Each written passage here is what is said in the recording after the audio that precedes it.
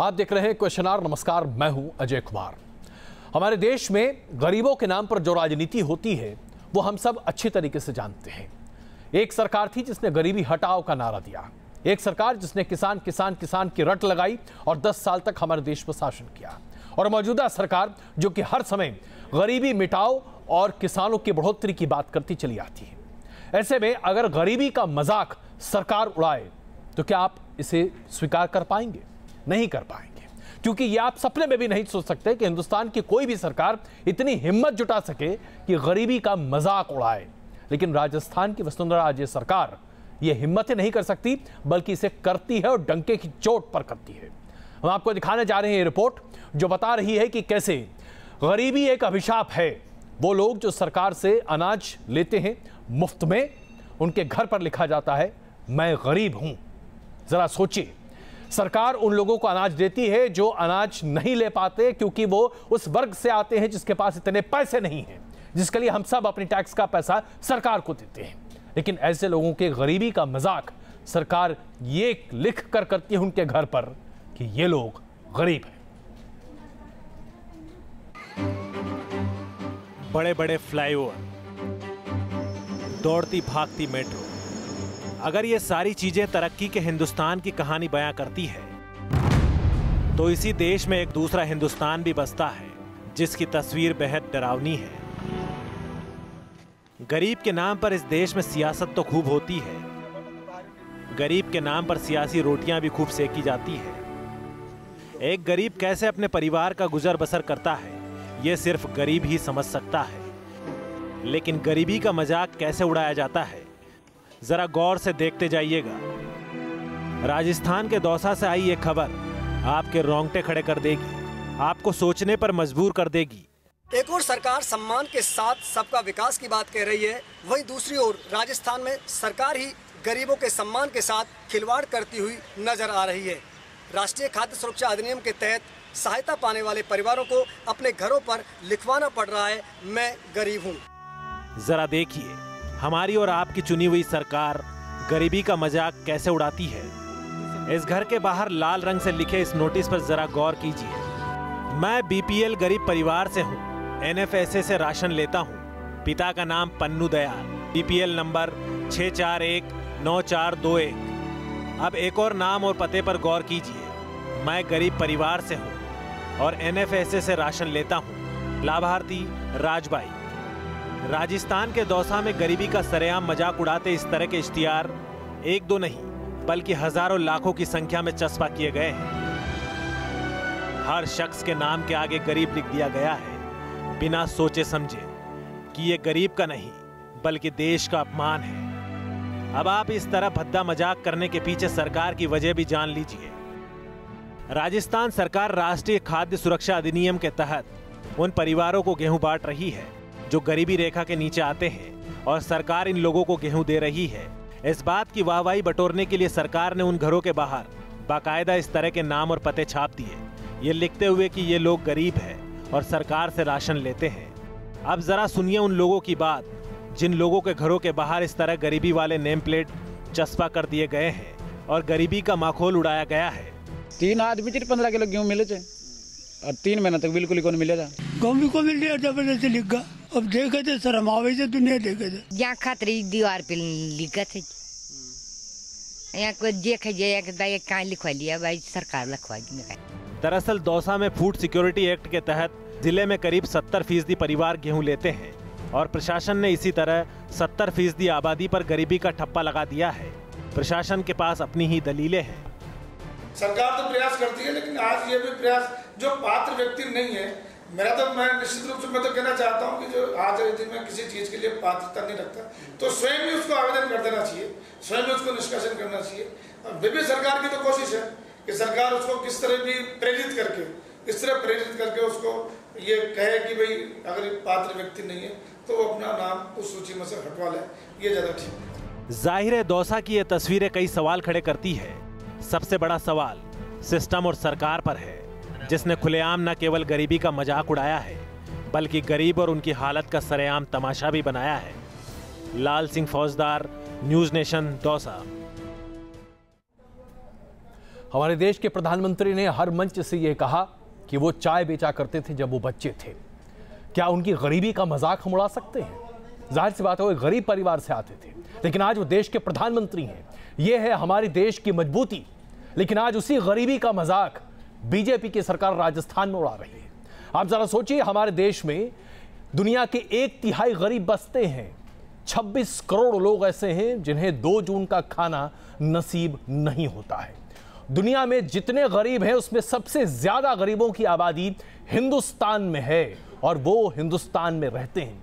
अंतर्राष्ट्रीय मानकों के हिसाब से सबसे ज्यादा गरीब हिंदुस्तान में है और ऐसे में उन गरीबों के लिए, उन गरीबों के खून पसीने की कमाई को किसी तरीके से संजोकर उन्हें एक अच्छा जीवन देने की कोशिश करने वाली सरकार अगर गरीबी का इस तरह से मजाक उड़ाए कि मैं सरकार से सहायता लेता हूं क्योंकि मैं गरीब हूं और अपने घर पर नेम प्लेट के तौर पर इसे चिपकाना पड़े सिर्फ इसलिए ताकि आप उस चीज के डर के मारे सरकार से अनाज लेना बंद कर दें, तो जरा सोचिए इससे ज्यादा जहालत और क्या हो सकती है?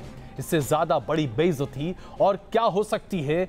इससे ज्यादा गरीबी का मजाक और कौन सी सरकार उठा सकती है? लेकिन हमारे देश में कहते हैं ना, कुछ भी संभव है।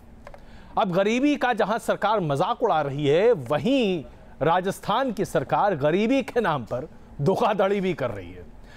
वाकई में इसे आप क्या कहें, मजाक क्या, स्थिति से भी बदतर है ये। जरा सोचिए, अब ऐसे कुछ लोग भी हैं जो बहुत अच्छे घर के हैं, खाने पीने में दुरुस्त हैं, जिनके पास जमीनें हैं, जिनके पास पैसा है। उन्होंने भी अपने घर के ऊपर बोर्ड लगवा लिया, पीले रंग का बोर्ड लाल से लिखवा लिया, हम गरीब हैं, मैं गरीब हूं, क्योंकि उन्हें सरकार की तरफ से मुफ्त में अनाज चाहिए। यह है हमारे देश की विषमता।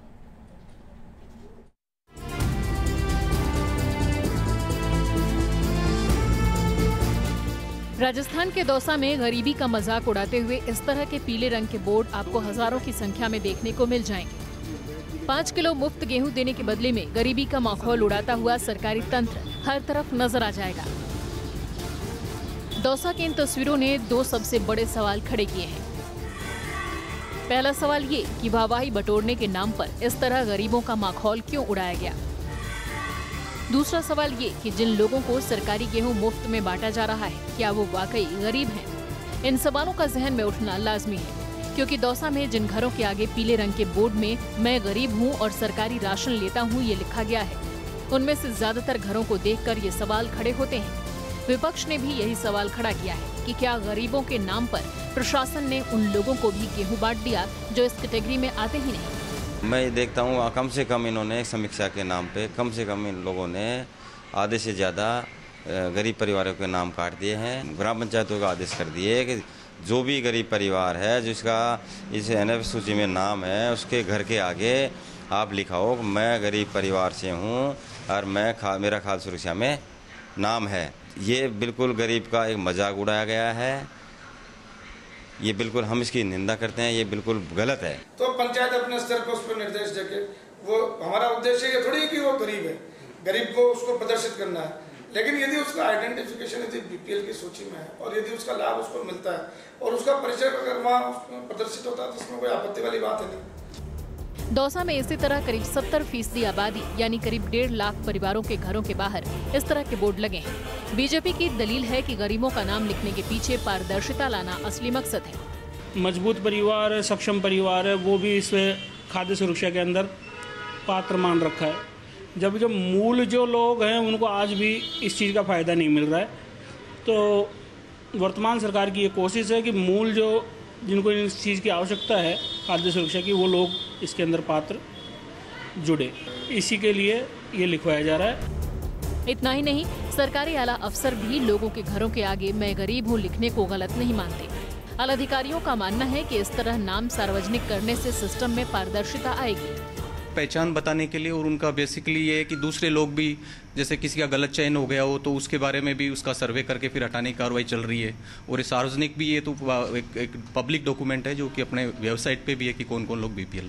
पब्लिक की हमने बात की, पब्लिक की बात की थी कि हम शर्मिंदा है। सरकार और प्रशासन की दलीलें अपनी जगह सही हो सकती हैं। हो सकता है कि ऐसा कर सरकार पारदर्शिता लाने की कोशिश भी कर रही हो, लेकिन सवाल उन लोगों का है जो वाकई गरीब हैं, और जिन्हें 2 वक्त की रोटी के लिए सरकारी मदद की आस हमेशा रहती है, उनके लिए चंद किलो गेहूं एक मदद जरूर हो सकता है, लेकिन उसके घर के आगे मैं गरीब हूं लिख देना इंसानियत का मजाक उड़ाने के बराबर है। दौसा से लाल सिंह फौजदार के साथ टीम न्यूज नेशन। राजस्थान की सरकार और उन प्रशासन में काम कर रहे लोगों के बारे में सोचकर बस ये फिल्म याद आती है दीवार, जिसमें अमिताभ बच्चन जब बच्चा होता है और अमिताभ बच्चन के हाथ पर लिखा जाता है कि मेरा बाप चोर है। क्या इसी तरीके से राजस्थान की सरकार चाहती है कि लिखा जाए हर उस व्यक्ति के हाथ पर जो बीपीएल कैटेगरी में है, जो सरकार से अनुदान के तौर पर खाना और अनाज लेते हैं, कि मैं गरीब हूं? क्या आज राजस्थान की सरकार ये चाहती है? क्या आज व्यक्ति की पहचान उसकी गरीबी है या उसकी खुद की पहचान है? ये कैसी सरकार है जो खुद अपनी ही जनता के बीच भेदभाव करती है और उसके बाद भी बड़े गर्व से कहती है कि पारदर्शिता लाने के लिए ये सब कुछ किया जा रहा है। जरा सोचिए, जिस देश में लाखों टन अनाज बर्बाद हो जाते हैं, वहां गरीब जनता तक अनाज पहुंचाना भी सरकार के लिए कितना भारी पड़ता दिखता है और उसे बड़े गर्व से कहा जाता है कि पारदर्शिता के लिए हाथ पर अब लिखा जाएगा मैं गरीब हूं, मैं गरीब हूं। सोचिए, यह है हमारे देश में गरीबी और गरीबी का मजाक। अब जरा जीएसटी की बात कर लेते हैं। मोदी सरकार जीएसटी को बड़े धूमधाम से लाना चाहती है और उसके लिए 30 जून की जबरदस्त तैयारियां चल रही हैं। ऐसा लग रहा है जैसे कि मध्य रात्रि से जीएसटी के जरिए हम वो आज़ादी हासिल करने जा रहे हैं जो हमें 1947 में मिली थी। अगर मोदी सरकार की माने तो लगभग यही तैयारी है। एक राष्ट्र, एक कर, तमाम चुनौती, तमाम मुश्किलों को पार करने के बाद मोदी सरकार के लिए वो ऐतिहासिक घड़ी आने वाली है जब हिंदुस्तान में सबसे बड़ा टैक्स बदलाव होगा। 1 जुलाई को पूरे देश में जीएसटी लागू हो जाएगा और 1 जुलाई से देश में टैक्स की व्यवस्था भी पूरी तरह बदल जाएगी। सरकार ने भी जीएसटी को लागू करने के लिए मेगा प्लान तैयार किया है। 1 जुलाई से जीएसटी की टैक्सेशन व्यवस्था देश में लागू हो जाएगी और इसलिए जो 30 जून और 1 जुलाई के बीच में मध्य रात्रि मिडनाइट होगा, 12 बजे उससे स्विच ओवर होगा। जीएसटी लागू करने के लिए 30 जून को आधी रात में संसद में विशेष आयोजन किया जाएगा।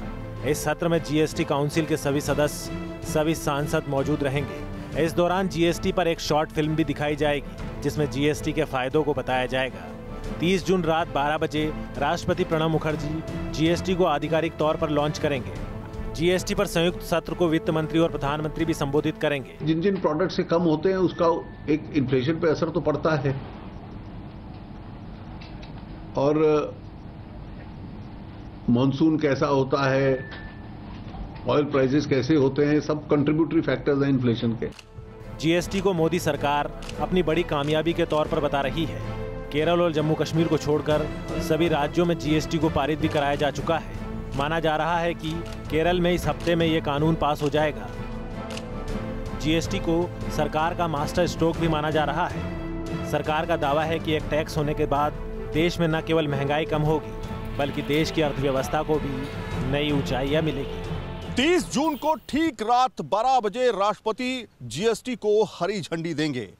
जीएसटी को देश का सबसे बड़ा कर बदलाव आजादी के बाद माना जा रहा है। अब देखना यह है कि लोगों को जीएसटी आने के बाद फायदा होगा या फिर नुकसान, क्योंकि वित्त मंत्री अरुण जेटली साफ तौर पे कहते हैं कि जीएसटी का शॉर्ट टर्म तो थोड़ी प्रॉब्लम हो सकती है, लेकिन लॉन्ग टर्म में जीएसटी के आने से ग्रोथ काफी बढ़ने वाली है। वीडियो जर्नलिस्ट सुमित कुमार के साथ Syed Aamir Hussain, news nation, Delhi. RJD के प्रमुख लालू प्रसाद यादव और उनके परिवार पर मुसीबतों का पहाड़ कुछ इस तरह से टूट पड़ा है कि अब शायद उन्हें समझ में ही नहीं आएगा कि वो करें तो क्या करें। उनकी बेटी मीसा भारती, उनके दामाद, उनके बेटों, तमाम उनकी पत्नी राबड़ी देवी, सब पर बेनाम संपत्ति के तमाम आरोप ही नहीं लग रहे बल्कि इनकम टैक्स विभाग ने मामला भी दर्ज कर दिया है इन तमाम लोगों के खिलाफ। जाहिर सी बात है, लालू प्रसाद यादव के परिवार पर 2000 करोड़ से भी ज्यादा के बेनामी संपत्ति के आरोप लग रहे हैं। जरा सोचिए, चारा घोटाले से 2000 करोड़ तक का सफर आसान नहीं रहा होगा। मुश्किल होती है इतना भ्रष्टाचार करने में।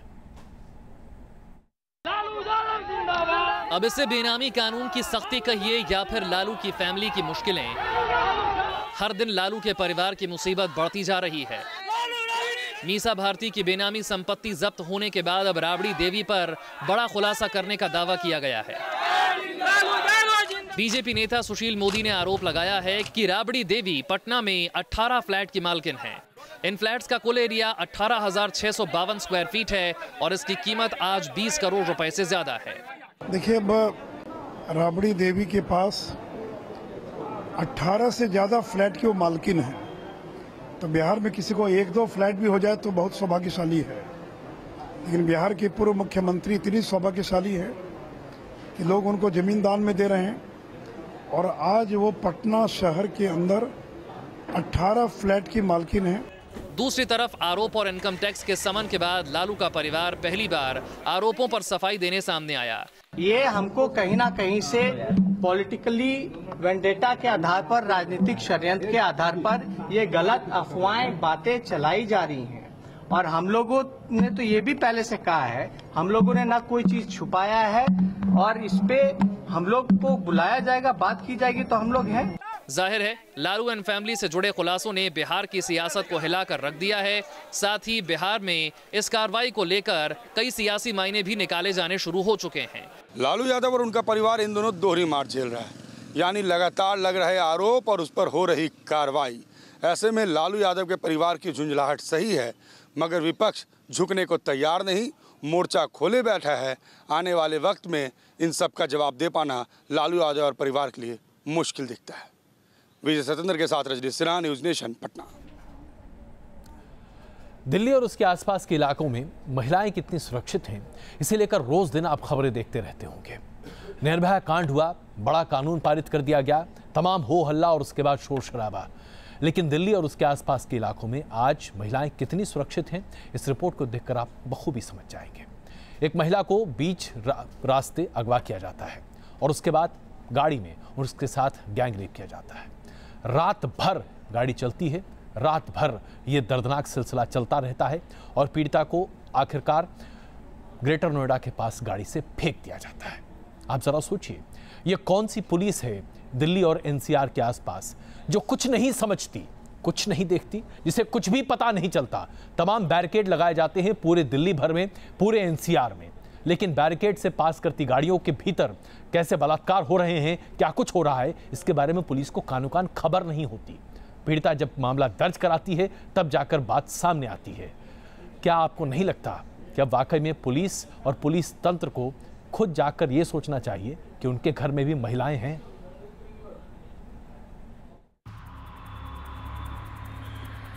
सात घंटे तक होती रही दरिंदगी, चलती कार में होता रहा गैंगरेप, सोती रह गई 3 शहरों की पुलिस।